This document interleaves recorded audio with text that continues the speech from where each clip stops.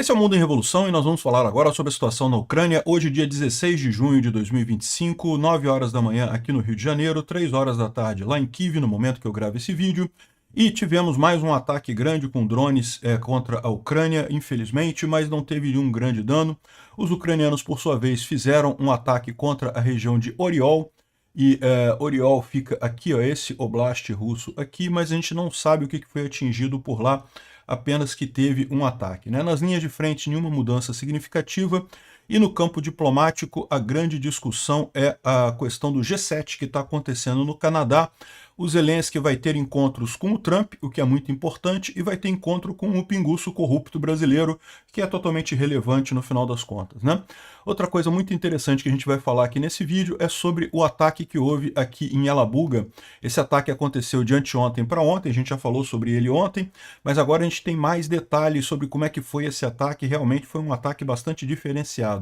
Vamos falar sobre esses e outros assuntos em detalhes. Essas notícias foram sugeridas por Minarquistão, Janja, agente da CIA, e várias outras pessoas. Obrigado aí ao pessoal que sugeriu notícias lá no nosso site, no wrevolving.com.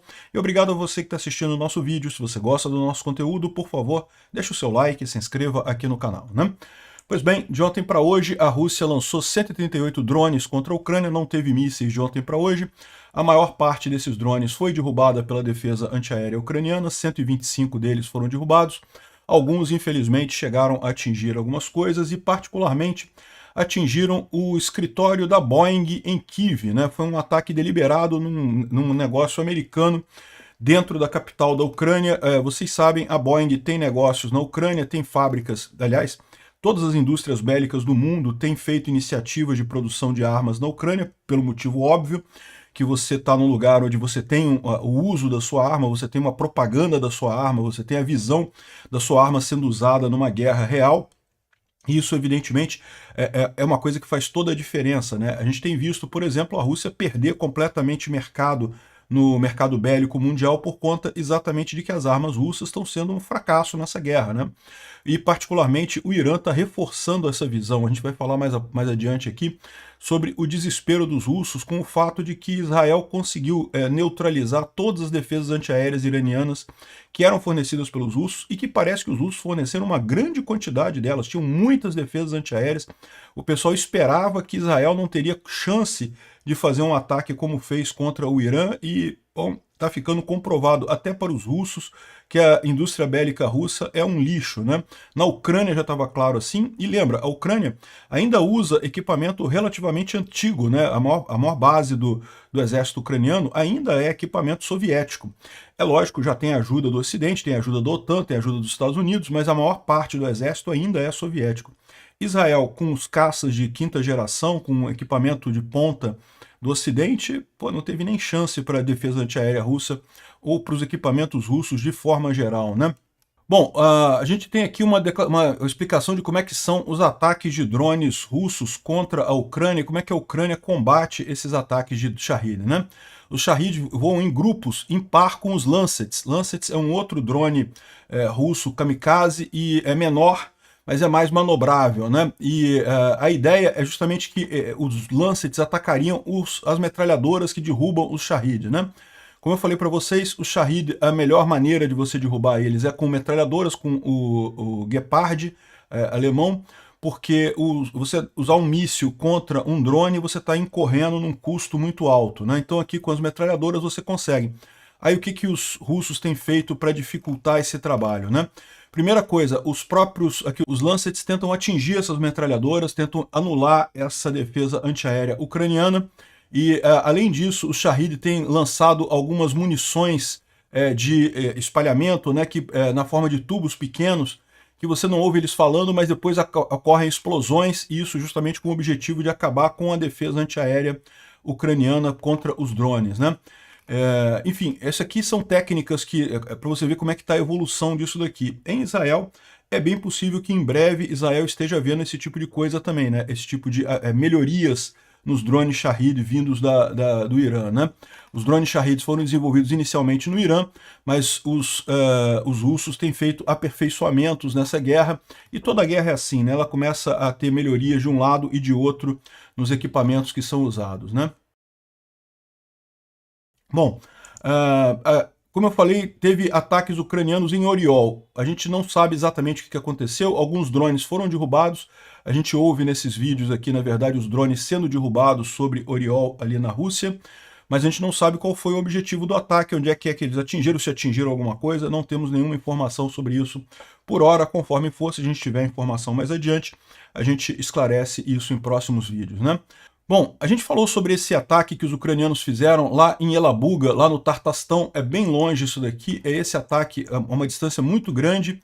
E o que foi atacado aqui? Justamente a fábrica de produção dos Shahed aqui na Rússia, né?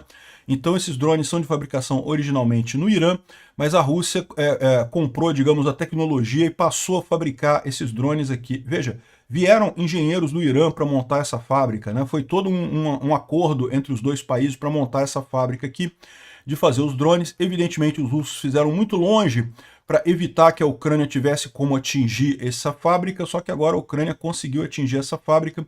Não é a primeira vez, já teve outros ataques contra essa fábrica, mas dessa vez foi um ataque com bastante sucesso, né? Você pode ver aqui que pegou fogo e, segundo eles estão dizendo aqui, parece que teve mortes e feridos aqui. Um drone ucraniano A-22 Raposa voadora com bombas FAB atingiu a fábrica em Elabuga, no Tartastão, onde os russos desenvolvem e constroem o Shahed 136. Um trabalhador foi morto e 13 feridos, e o local é fundamental para a construção desses drones. Então o que a Ucrânia está fazendo, né? Ao invés de você derrubar os drones com metralhadora, que a gente viu que é complicado, que eles estão melhorando e coisa e tal, bom, vamos atacar a fábrica de drones, né? A fábrica de drones os russos construíram lá na frente, achando que seria impossível de ser atingida pelos ucranianos, e agora os ucranianos conseguem atingir essa fábrica, e certamente isso daqui atrapalhou a produção do Shahed, não parou totalmente a produção, ninguém questiona isso, vão continuar produzindo, mas esse ataque foi um ataque bastante danoso, né? E como que eles conseguiram? Ah, sim, isso aqui são os trabalhadores da fábrica, que são muitos da Índia e do próprio Irã, tá?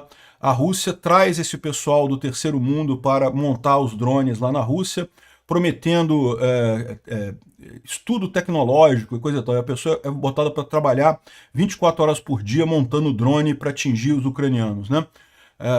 Quase trabalho escravo que eles fazem lá. E bom, aqui mostra um dos vídeos do pessoal lá na fábrica de Elabuga, o programa onde esses garotos de 18 a 22 anos, mulheres de 18 a 22 anos, são iludidas de países pobres com a promessa de empregos na indústria tech e ficam só montando drone Shahed para bombardear a Ucrânia. Tá aqui o pessoal gravando esse caso aqui. Como a gente viu, uma dessas pessoas morreu e outros ficaram feridos, né? Agora, olha só, parece que a forma como eles fizeram isso é curiosa.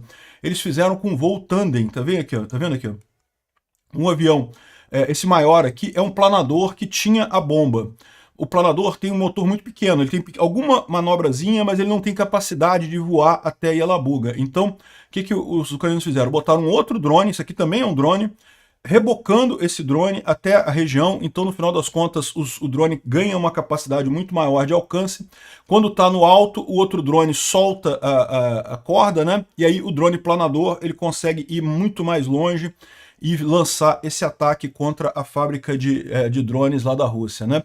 Aqui, ó, então estão dizendo que os drones kamikazes baseados no A-22, que é justamente o Raposa voadora, estão arrastando um outro AV. Então essa combinação que atacou a fábrica de drones kamikazes lá na Rússia, né? O planador que você pode ver aqui tem um pequeno motor próprio, né, para voar e manobrar na seção final, e também carrega outra carga de explosivos, né? Assim, à custa de um drone, o outro é entregue até o alvo, que depois de desacoplar, ele plana independentemente, né? Então essa foi a estratégia ucraniana para chegar tão longe e conseguir atingir lá a fábrica de Elabuga com cargas bastante significativas, né? Porque é sempre um dilema. Se você vai muito longe, você acaba tendo um drone muito grande. Um drone muito grande acaba sendo visto pelos russos, acaba sendo derrubado. Então você tem esse dilema entre capacidade do drone e tamanho dele. Isso impede drones que alcancem distâncias muito grandes. E essa foi uma maneira que os ucranianos encontraram. Não está claro ainda se esse drone aqui ele também atingiu a fábrica ou se ele caiu no meio do caminho e deixou só o outro chegar e atingir a fábrica. Não está muito claro o que aconteceu aqui. Porque se você ver aqui no primeiro vídeo, o cara fala que foi o A-22 que atingiu essa fábrica de Alabuga, né? Agora aqui estão dizendo que, na verdade, o A-22 rebocou o outro drone, foi o outro drone que fez o ataque ali na fábrica. Então, a gente não sabe ainda exatamente, mas dá para ver que foi um ataque considerável, deve ter causado uma disrupção significativa aqui. Bom, além desses ataques lá na fábrica de drones, os ucranianos também visaram de ontem para hoje uma série de sistemas de defesa antiaérea próximos da linha de frente. Os ucranianos continuam investindo em destruir as defesas antiaéreas russas na linha de frente. A estratégia parece ser muito similar à de Israel, né? Sendo que Israel conseguiu acabar com as defesas antiaéreas todas do Irã muito rápido, porque fez um ataque coordenado inicial já visando todas essas entidades. A Rússia tem um número muito maior de sistemas de defesa antiaéreo, então é mais difícil para a Ucrânia fazer isso. Mas a Ucrânia parece estar seguindo a mesma linha, né? Acabar com a defesa antiaérea, depois que tiver sem defesa antiaérea, o domínio aéreo fica fácil para os F-16 ucranianos, e aí vai ser uma festa essa guerra. Os ucranianos conseguem retomar até a Crimeia com muita facilidade. Vão conseguir fazer isso? Quanto tempo vai ser? Vai ser esse ano? Vai ser ano que vem? Não sabemos, né? Havia a expectativa que os ucranianos fizessem uma ofensiva este verão, né, para retomar território, mas até onde a gente sabe isso não está acontecendo. Não sei se é por causa da negociação com os Estados Unidos, com o Trump, ou se tem alguma coisa mais planejada mais adiante. Vamos aguardar isso daí. Os russos estão de fato tentando fazer uma ofensiva, mas não estão indo muito longe, tá? Não estão conseguindo muita coisa. A gente tem reportado que eles têm feito mais esforços em várias frontes, mas não avançam em lugar nenhum. Por exemplo, a gente tem aqui os mapas do Polevolan. Hoje o Polevolan soltou apenas este mapa aqui da região de Velika Novosilka, em que você vê não teve nenhuma mudança, ou seja, isso aqui é indicativo de que não teve mudança em lugar algum da linha de frente, né?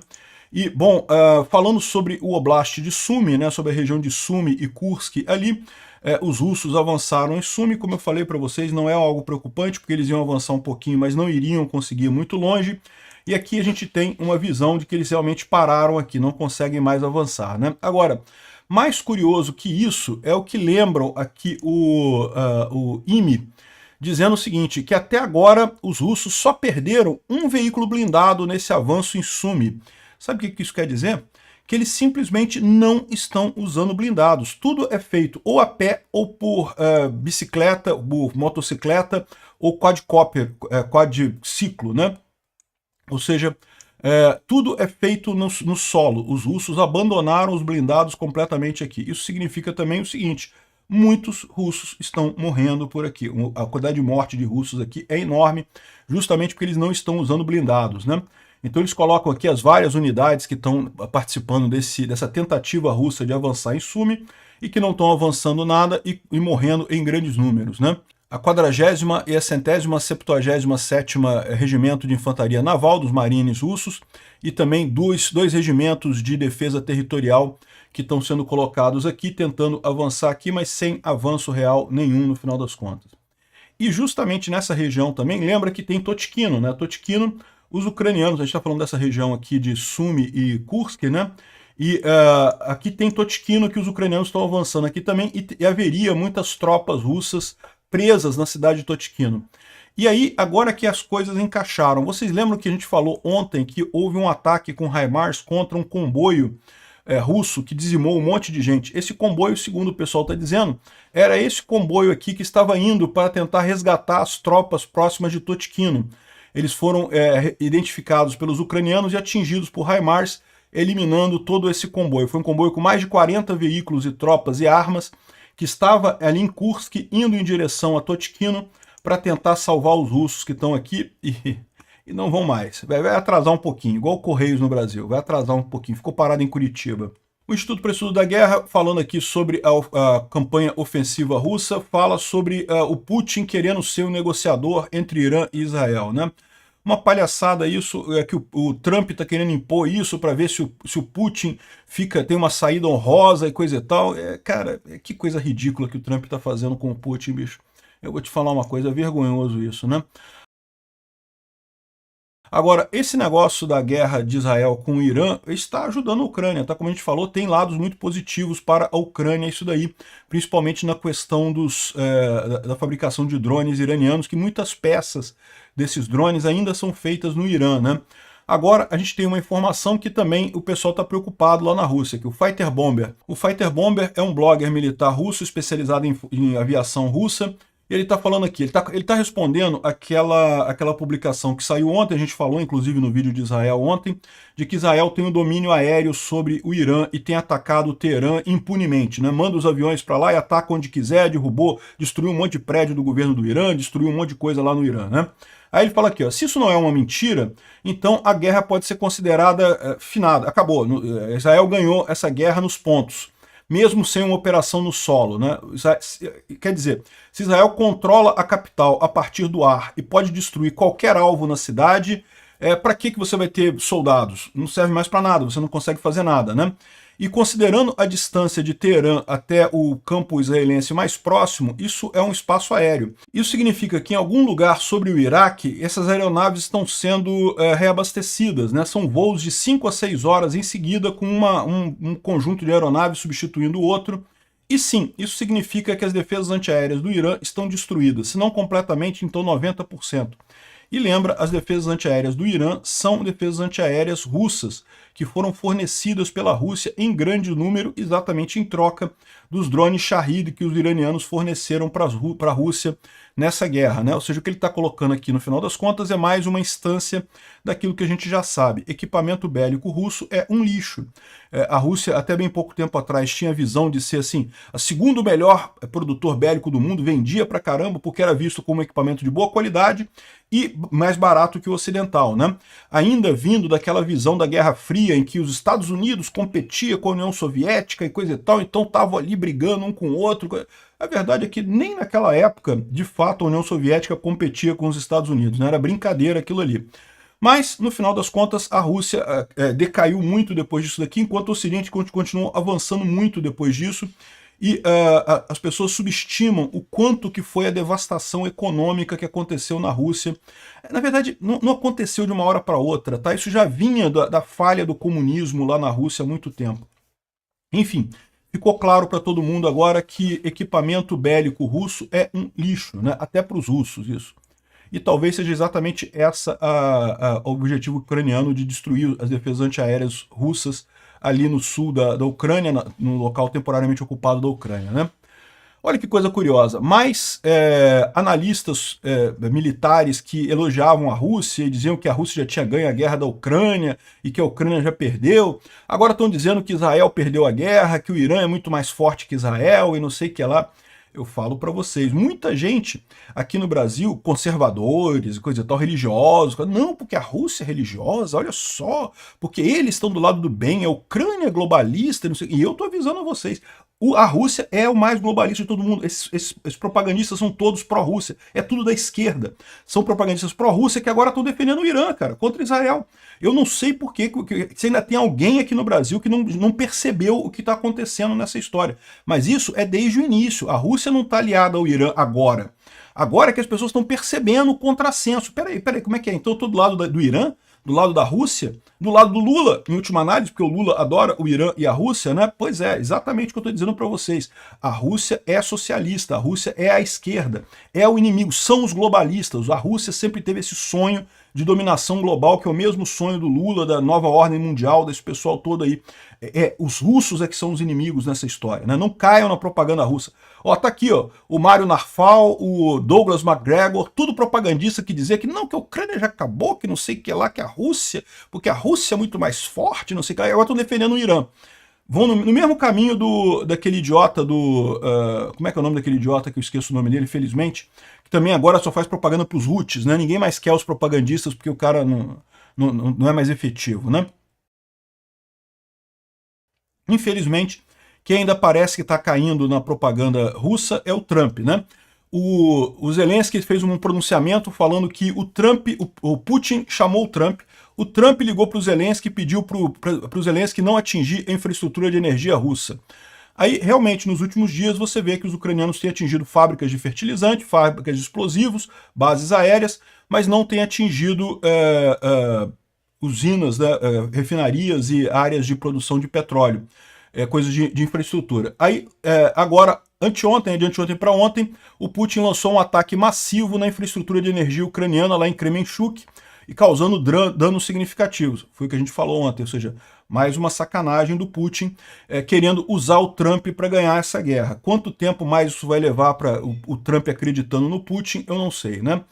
O presidente Zelensky chegou em Viena para uma visita sem anúncio e está tendo encontro com os chanceleres da Áustria e de outros países ali na região. Isso aqui, ele está fazendo isso no caminho para o G7. O Zelensky vai para o G7 também, né? A Europa está querendo aumentar as sanções contra a Rússia para evitar dar dinheiro para a Rússia, o que eu acho que é uma coisa que já devia estar fazendo há muito tempo, né? Bom, Washington estaria parando a ajuda militar para a Ucrânia. Eu não tenho dúvida que isso vai acontecer em algum momento, tá? Mas eu acho também que logo em seguida o Trump vai perceber que ele não pode ficar de fora nessa guerra. Ainda mais com a guerra de Israel com o Irã. A Rússia está muito claramente do lado do Irã e o Trump vai estar se queimando até com os republicanos se continuar apoiando o Putin, não tem alternativa, né? A Europa vai precisar ajudar a Ucrânia mais nessa situação. Eu espero que isso aconteça. Bom, falando sobre o G7, né? O G7 está começando hoje lá no Canadá. Aqui é o Keir Starmer, chegou lá no Canadá, parece que o lugar é muito bonito, lá nas montanhas do Canadá e coisa e tal.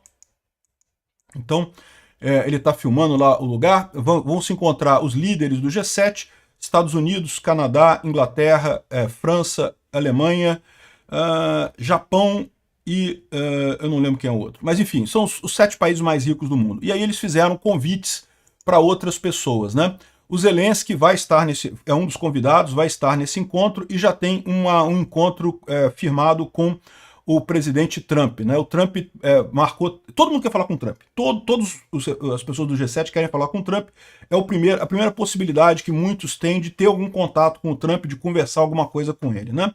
O Trump aceitou conversar com 3. A Sheinbaum, do México, o primeiro-ministro do Canadá, o Carney, e com o Zelensky. São os 3 encontros que o Trump vai ter. O Lula pediu um encontro. O Trump falou não. Agora, o Lula aceitou o pedido de reunião bilateral com o Zelensky no G7. Então, o Zelensky e o Lula vão se encontrar no G7. Eu não tenho nenhuma expectativa nisso daqui. Infelizmente, acho que o Lula poderia... Aliás, do ponto de vista político, seria trágico se o Lula ficasse do lado do Zelensky, porque isso ia dar força para o governo dele, né? Se o Lula fosse um ser pensante, ele iria encontrar com o Zelensky, iria apoiar a Ucrânia, iria criticar diretamente a Rússia, mas para nossa sorte, para a sorte da direita aqui no Brasil, o Lula é um idiota completo, vai deixar passar essa oportunidade. Aposto que vão falar coisas sem nenhuma coisa, não vou chegar a lugar nenhum, porque o Lula ama o Putin, adora o Putin, e essa é a verdade, né? Infelizmente não vai sair nada daqui, né? Bom, o G7 tem a volta do Trump e a presença de Lula, e o Lula já elegeu que o principal tema dele no G7 vai ser criticar Israel. Ele está ferrado nessa, né? Porque eu falo para vocês, embora de fato até as populações de alguns países europeus, a esquerda nos Estados Unidos, a esquerda na França, critique muito Israel e coisa e tal, a verdade é que até os líderes do mundo árabe estão dando graças a Deus a Israel por ter atingido o Irã, porque estava todo mundo preocupado com os ayatolás com bomba atômica, né? Então essa é a situação, e o Lula elegeu ajudar o Irã e criticar Israel, é o que o Lula vai fazer nesse G7. Eu falo para vocês, a gente tem um idiota como presidente, né? Tá aqui, ó, no G7 Lula manifestará preocupação com tensões no Oriente Médio. Que tensão, Lula? É guerra, não tem tensão nenhuma no Oriente Médio mais, agora é guerra mesmo que está acontecendo lá. Guerra iniciada pelos terroristas, seus amigos, que atacaram no dia 7 de outubro Israel, né? Agora tem que lidar com isso, não tem esse negócio de ai tadinho dos ayatollah e coisa e tal. É o que eu falo para vocês, o Lula, se deixar por vontade do Lula, o Brasil se alinha ao eixo do mal, se alinha à Rússia e ao Irã e fica contra a Europa, fica contra todo mundo. Eu espero que o Lula vai sofrer um puxão de orelha sério nesse G7 para ele ver se ele arruma o prumo dele, chega a algum lugar nessa história, né? Bom, as prioridades de Lula durante o G7 é defender o Irã. Diz aqui também que ele vai tentar encontrar com o Trump. Não vai conseguir. O Trump, todo mundo quer falar com o Trump. O Trump não vai querer falar com o Lula, não tem nada que falar com o Lula.